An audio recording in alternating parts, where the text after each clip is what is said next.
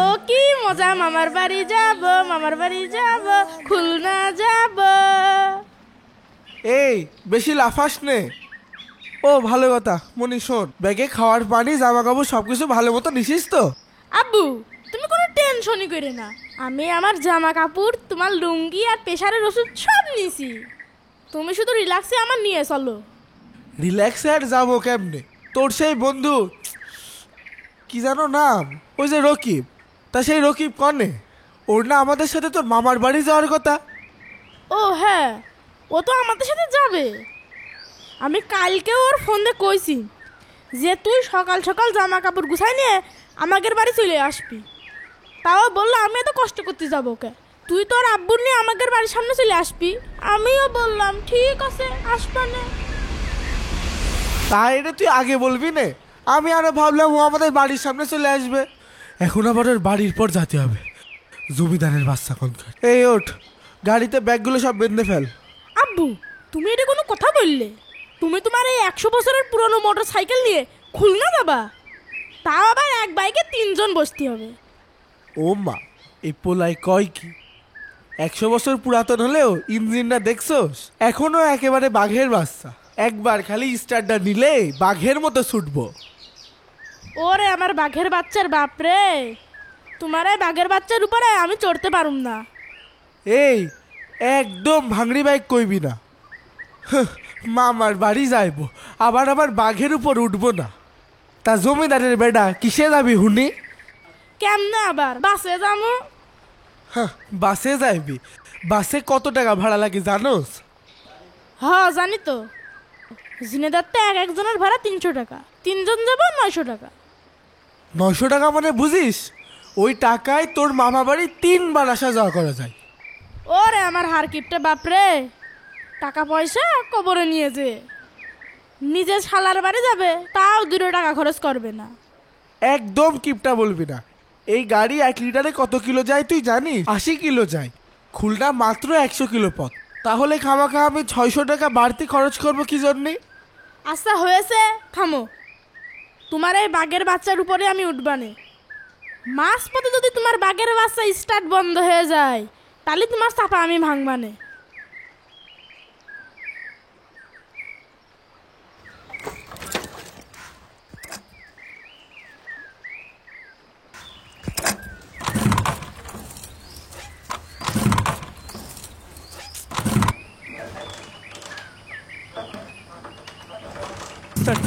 আজকে 10-12 মাথায় স্টার্ট হচ্ছে না। মনে হয় গাড়ির ইঞ্জিনটা ঠান্ডা হয়ে গেছে। তোমার ইঞ্জিন তো সবসময় ঠান্ডায় থাকে। একটা কাজ করো, রান্নাঘরের তে 2 ঝুড়ি গরম কয়লা নিয়ে এসে তোমার ইঞ্জিনে ঢুকাও, তাহলে দেখো তোমার ইঞ্জিন গরম হয়ে গেছে। দেখলি তো, ঠিকই স্টার্ট হয়ে গেল। এই এখন ওঠ, আমার বাঘের বাসের পিছনে ওঠ। শোন, এই ঠান্ডা ইঞ্জিন নিয়ে তোর মা নিয়ে কত লং ড্রাইভে গিয়েছি।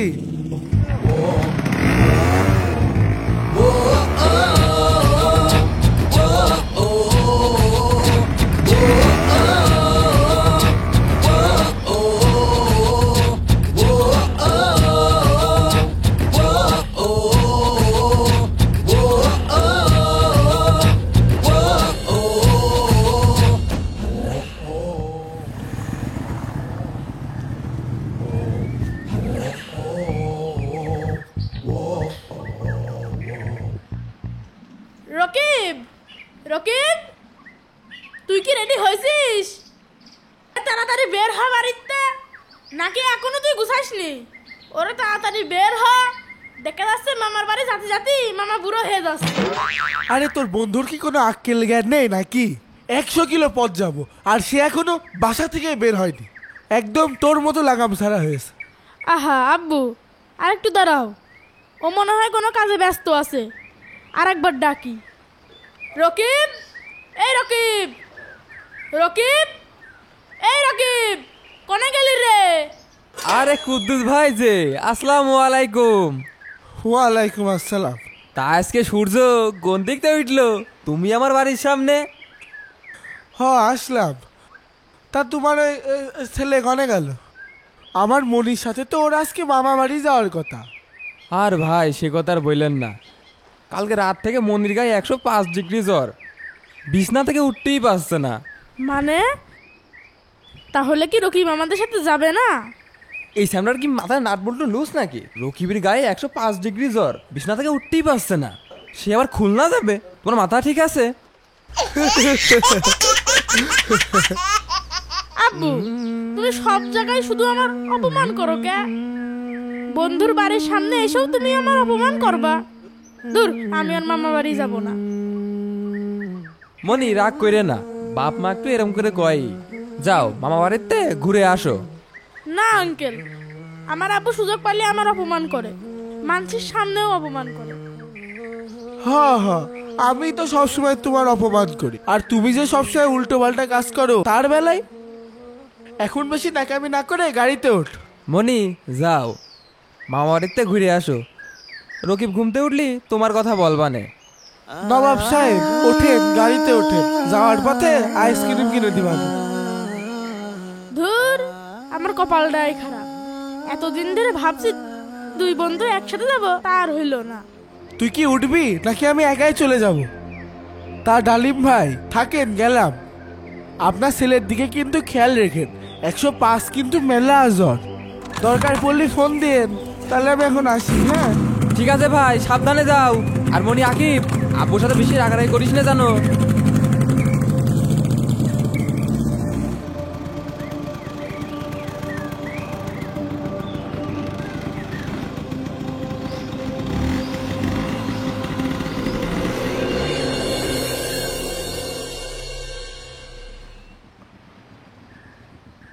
মনি, একটা কথা শোন, নিজের গাড়ি আর পরের গাড়ি কখনো এক হয় না। তুই বাসে গেলে এরকম মজা কি পাতি? নিরিবিলি ফুরফুরে হাওয়ায় সারা পথ দেখতে দেখতে যাতে পারছিস। আব্বু তুমি থামাও দিনি, তোমার এই ভাঙড়ি মোটর সাইকেলের প্রশংসা শুনতি আমার আর ভালো লাগে না। প্রশংসা শুনতে পারিস না, তাহলে কি শুনবি? হ্যাঁ, তোর মামার 1980 সালের ভুতুরে সাইকেলের গল্প শুনবি। ভুতুরে সাইকেল?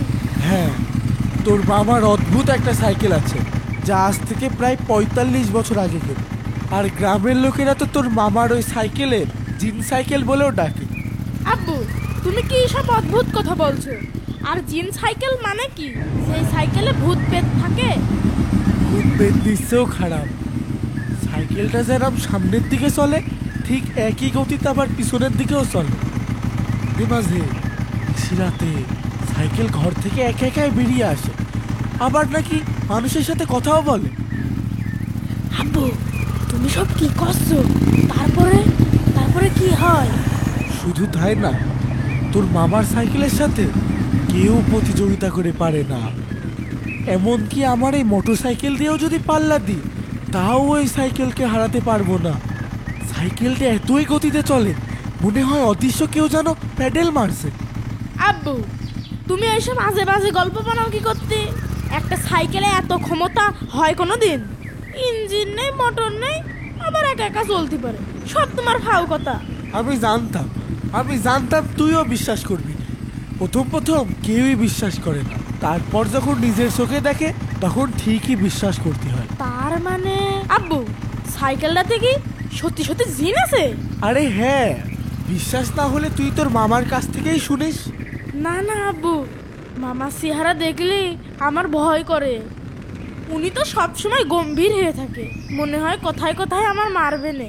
না রে মনি, তোর মামার চেহারাটাই অমন, কিন্তু তোর মামার মনটা অনেক নরম। ভাগ্নের উপরে আবার মামারা রাগ করতে পারে নাকি? হ্যাঁ আব্বু, কথায় আছে না, মামা ভাগ্নে যেখানে, আপদ নেই সেখানে। এখন চলো, এখনো মেলা পথ বাকি, একটু জোরে চালাও।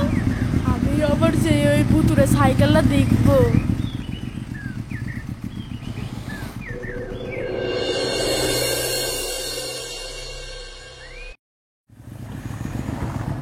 মামা, কেমন আছো তুমি? ভালো আছি। তোমরা সবাই কেমন আছো? আর রাস্তায় আসতে কোনো সমস্যা হয়নি তো? না না, আসতে সেরকম কষ্ট হয়নি, তবে যশোরের রোডটা একটু ভাঙা তো, তাই গাড়ি চালাতে একটু কষ্ট হয়ে গিয়েছে। হুম, বহুবার চেয়ারম্যানকে বলেছি রোডটা ঠিক করো, আমার কোনো কথাই কানে নেয় না। দিন দিন যাতায়াতের ঝামেলা বেড়েই যাচ্ছে। আরে আকিব, তুই দে দে ব্যাগটা আমার কাছে দে। চল চল ভেতরে যাই, কতদিন পর তোর সাথে দেখা হলো।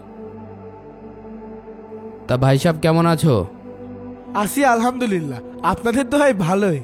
আকিবের স্কুল 2 মাসের জন্য ছুটি দিয়েছে, তাই ভাবলাম ওকে আপনাদের বাসা থেকে একটু ঘুরিয়ে নিয়ে আসি।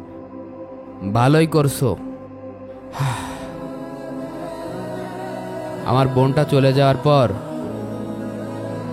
ভাগ্নেটা বড় একা হয়ে গেছে। থাক, সেই সব কথা না হয় এখন না বলি। চলো ভিতরে চলো।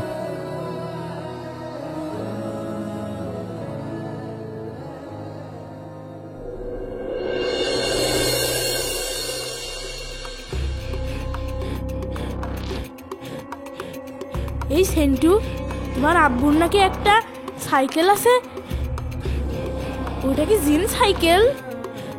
হ্যাঁ আছে, কিন্তু আব্বু ওই সাইকেলটা কাউকে ছুতে দেয় না।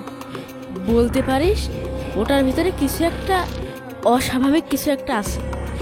মানে সে আবার কেমন? জানিস, জিন সাইকেল নিজে নিজেই কথা বলে। গভীর রাতে কেউ না থাকলেও ওই গ্যারেজ থেকে আওয়াজ আসে। তুই কি সিরিয়াস? সাইকেলের মধ্যে কোনো ডিভাইস বসানো নেই তো? এই ধর কোনো মোটর বা এআই সিস্টেম? জানি তুই বিশ্বাস করবি না, তবে রাতে তোকে প্রমাণ সহ দেখাবো। ঠিক আছে, রাতেই দেখবো সাইকেলটা কি আসলে জিন না অন্য কিছু।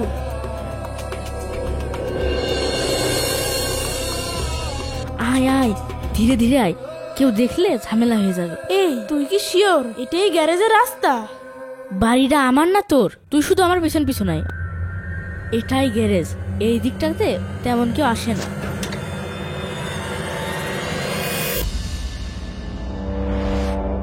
আব্বু ছাড়াই গ্যারেজের চাবিটাও কেউ ধরতে পারে না। এই তুই না বলছিলি এই সাইকেলটা কথা বলে? চল গিয়ে দেখা যাক।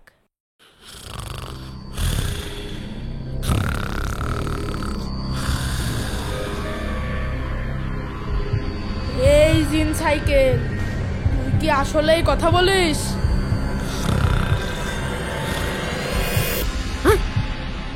কে যেন আমার গ্যারেজে ঢুকলো? এই এই এই তোরা কারা রে? তোরা আবার আসছিস? তোরা বারবার আমার বিরক্ত করতে আসছিস?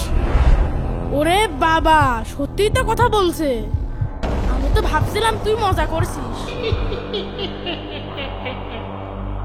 এই প্রথমবার আমার সামনেও কথা বললো। আমি তো এর আগে শুধু আওয়াজ শুনেছি। এই তুই কে রে? তোর ভিতর কি আছে সত্যি সত্যি বল। আমি আমি এই সাইকেলের আত্মা। আমি সব দেখি, সব জানি, শুধু আমাকে কেউ এই গ্যারেজ থেকে মুক্ত করে না।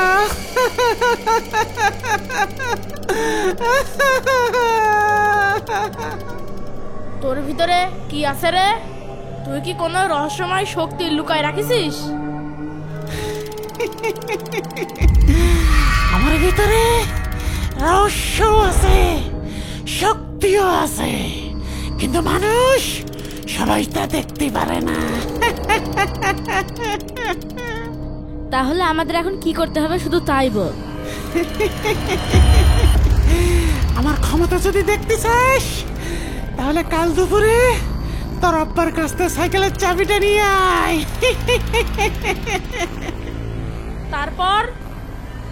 তারপরে দেখাবো আমার অলৌকিক শক্তি।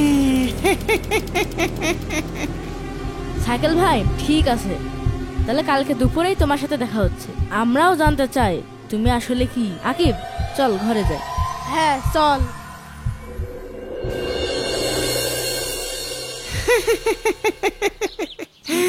চল এবার আমি তোদের দেখাই আমার আসল রূপ। ওরে বাবা, সাইকেলটা তো উল্টো ঘুরতেছে রে। একদম পাগলা সাইকেল। এই তোরা সাইকেলের পারে চেপে বস আর দুটো প্যাডেল কর, দেখবি সাইকেল পিছন দিকে চালাচ্ছি।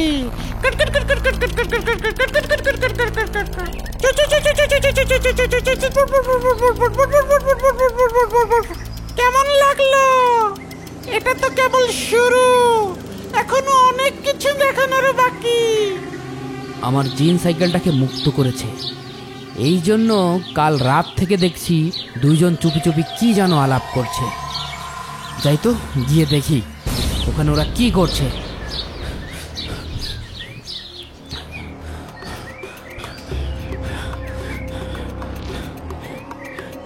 ওরে কি বাপু ছিলে, তাড়াতাড়ি পালা।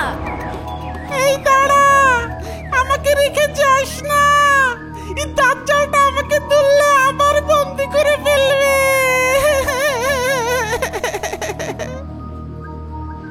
এই বদ জিন সাইকেল, তোকে আমি বলেছি না, তোকে কেউ আমার এই গ্যারেজ থেকে মুক্ত করতে পারবে না। তুই কোন সাহসে গ্যারেজ থেকে বের হয়েছিস? আমার সাথে গ্যারেজে চল, চল, তোকে বন্দি করবো এখন। না না, আমাকে বন্দি করো না। আমি আবার ঘুমিয়ে যাব, আমি আবার হারিয়ে যাব। তুই যতই চালাক হোস, আমার চালাকির সাথে পারবি না। আজকে থেকে তোকে আমি এই গ্যারেজে বন্দি করবই করব। আর তোর এই চাবিটা আমি এই পুকুরে ফেলে দিব, যাতে এরপর থেকে তোকে কেউ মুক্ত না করতে পারে। আমাকে বন্দি করো না, আমি মুক্ত হতে চাই। আয় আমার সাথে, আয় আয় আয়। তুই আমার হুকুম বাদে আমার গ্যারেজ থেকে বের হয়েছিস, তুই আবার শয়তানি শুরু করেছিস না? ওকে আজকে বন্দি করছি। যা, দিলাম তালা মেরে। আজকে থেকে তুই এই ঘরে বন্দি থাকবি চিরকালের জন্য, চির জনমের জন্য তুই এখানে বন্দি থাকবি। এই দাঁড়া, আমাকে রেখে যাস না। এই দাজ্জালটা আমাকে তুললে আবার বন্দি করে ফেলবে।